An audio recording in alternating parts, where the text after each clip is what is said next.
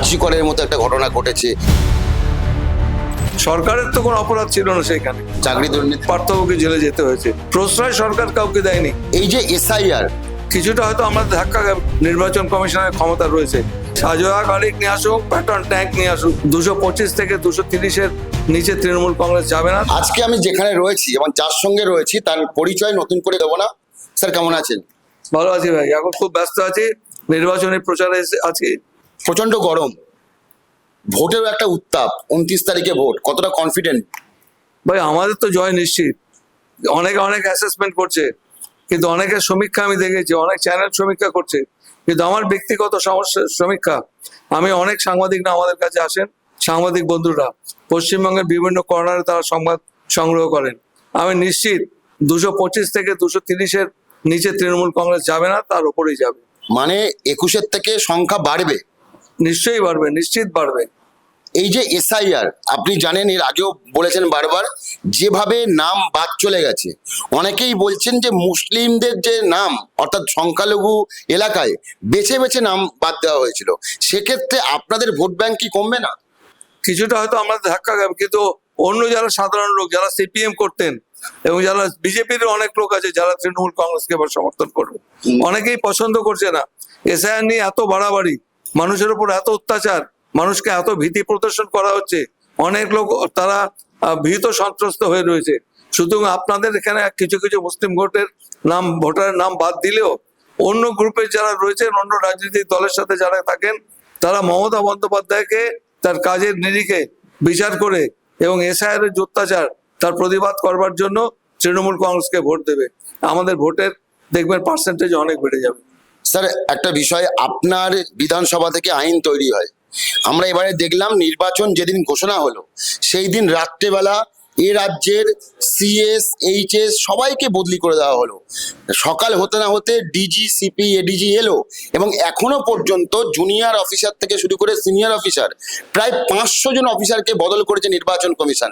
এইটা আপনি কিভাবে দেখছেন? দেখুন, নির্বাচন কমিশন আপনারা সবাই জানেন, মাননীয় মুখ্যমন্ত্রী থেকে আরম্ভ করে সবাই বলেছেন এটা হচ্ছে মোটিভেটেড অ্যাক্টিভিটিস এবং বিং ইন্সপায়ার্ড বাই বিজেপি। তারা এই সমস্ত কথাবার্তা বলে, not inspired, being instructed by BJP. এটা করা তাদের সমীচীন হয়নি। হতে পারে নির্বাচন কমিশনের ক্ষমতা রয়েছে, কিন্তু ক্ষমতার অপপ্রয়োগ এইভাবে করা আমরা কোনোদিন দেখিনি। স্যার আপনি যখন যাচ্ছেন বিভিন্ন বাড়িতে বাড়িতে ভোট চাইতে, আপনার প্রচারের ইস্যু কি থাকছে? উন্নয়ন, এবং তাছাড়া মানুষ আমাদের বিশ্বাস করে, তৃণমূল কংগ্রেসকে মানুষ বিশ্বাস করে। আজকে 141তম সংবিধান সংশোধনী বিল এনেছিলেন ওরা, যে বিলটা ফেল করলো। আপনার রেকর্ড দেখবেন 1945 সালে পশ্চিমবঙ্গ বিধানসভায়, তখন আমাদের স্বাধীনতা আন্দোলনের পরে পরে ঠিক যখন চলছে, বিধানসভাতে ঠিক একই ঘটনা ঘটেছিল। একটা ডিমান্ড, এগ্রিকালচারের উপর একটা ডিমান্ড, সেই ডিমান্ডটা পাস করতে পারেনি। তখন আমাদের নওশাদ আলী চেয়ারম্যান ছিলেন, আমাদের বিধানসভার অধ্যক্ষ ছিলেন, তিনি সরকারকে বরখাস্ত করে দিয়েছিলেন।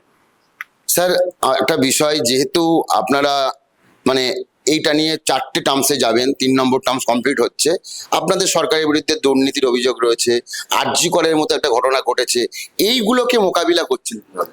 দেখুন, আমি তো মানুষের জীবনে অনেক এরকম ঘটনা ঘটে, তাতে মানুষের জীবন থেমে থাকে না।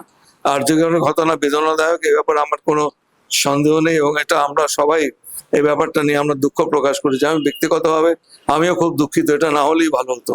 তার মানে এই নয় যে জীবনটা থেমে যাবে, আছে সমালোচনা হবে, সমালোচনা মোকাবিলা।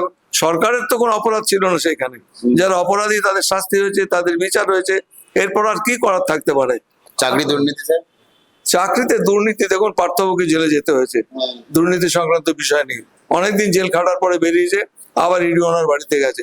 কেউ ব্যক্তিগত স্তরে তার প্রভাব খাটিয়ে হয়তো এটা করেছেন, এটা অন্যায়, অযৌক্তিক, তাদের বিরুদ্ধে নিশ্চয়ই ব্যবস্থা নেওয়া হবে। সরকার ব্যবস্থা নেবে, পুলিশ প্রশাসন ব্যবস্থা নেবে। স্যার নির্বাচনের আগে এই বাড়িতে বাড়িতে ইডি সিবিআই ইনকাম ট্যাক্স, এইটা আপনি কিভাবে দেখছেন? এটা তো আমরা নিজেই বুঝেছি অত্যন্ত অন্যায় হচ্ছে। এটা একটা অত্যাচারের মাত্রা এই জায়গায় গেছে যে আজকে আমাদের সেন্ট্রাল এজেন্সি গুলোকে ইউজ করছে। এটা না করলেই ভালো করতো। এটা ভারতবর্ষের গণতন্ত্রের উপর একটা বড় ধাক্কা।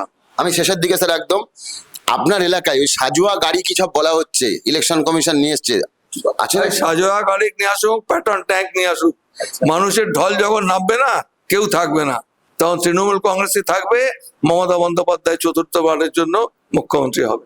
স্যার আপনি জিতে আসলে এই বারুইপুরের জন্য প্রথম কাজ কি করবেন? আমাদের অনেক পরিকল্পনা রয়েছে, আমি আমার ইশতেহারে বলেছি। দেখুন, ইশতেহারে যখন বলেছি বিশাল গো বাই দ্যাট, মহিলা কলেজ একটা আমাদের এখানে প্রয়োজন, সেই সঙ্গে সঙ্গে আমাদের আরো অনেক গুরুত্বপূর্ণ, এখানে অনেক ফল চাষি রয়েছে, তাদের জন্য আমাদের সংরক্ষণের জন্য আমাদের ব্যবস্থা করতে হবে। এবং সেই সঙ্গে সঙ্গে আমাদের ছেলে মেয়েদের পড়াশোনার ব্যাপারে নতুন যদি একটা মহিলা কলেজ আমরা করতে পারি, সেটা আমরা চেষ্টা করবো, উদ্যোগ নেব। কোথায় করবেন স্যার মহিলা কলেজটা? মহিলা বাড়ি করে করবো আমরা, জমি জায়গা চিহ্নিত করেছেন? হ্যাঁ, অলরেডি চিহ্নিত করা হয়ে গেছে। আপনি মমতা বন্দ্যোপাধ্যায়, শুভেন্দু অধিকারী দুজনকে একই কক্ষে দেখেছেন এবং দুজনকেই ভালো মতো চেনেন। ভবানীপুরে এই মমতা বন্দ্যোপাধ্যায় শুভেন্দু অধিকারীর মধ্যে লড়াই আমরা দেখেছিলাম 21শে নন্দীগ্রাম, আবার ভবানীপুরে কি হবে স্যার? মমতা ব্যানার্জি জিতবে বলার অপেক্ষা রাখে নাকি? দেখে নেবেন রেজাল্ট যখন বেরোবে। আচ্ছা, অনেক ধন্যবাদ স্যার। এখন দেখার বিষয় যে আগামী 4 তারিখ যে ফলাফল, সেই ফলাফলে ঠিক কি হচ্ছে। এই সমস্ত খবর দেখতে চোখ রাখুন দাওয়ালে, কারণ খবর এখন এখানে। ক্যামেরায় শুভমের সঙ্গে রফিক, দাওয়াল, বারুইপুর।